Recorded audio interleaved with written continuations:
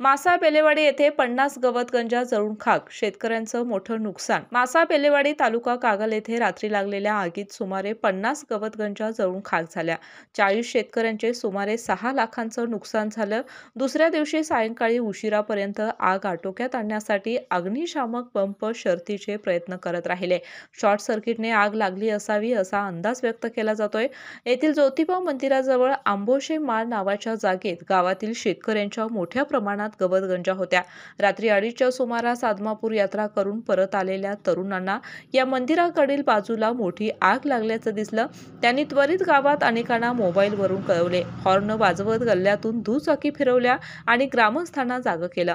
घोरपडे साखर कारखान्याचा अग्निशामक पंप मागवला। कापशी येथील मिलिंद देशपांडे यांनी अग्निशामक बोलवण्यासाठी कागल तहसीलदार अमरदीप वाकडे यांना फोन करून यंत्रणा पाठवण्याची विनंती केली।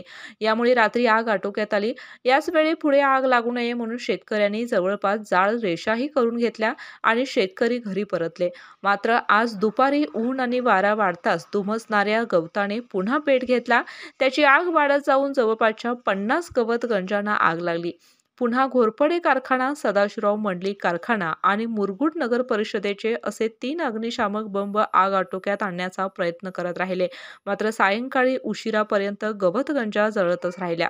आ आ आई येस ब ब बदक क क कणीदार, आ ख ख खमंग, ग ग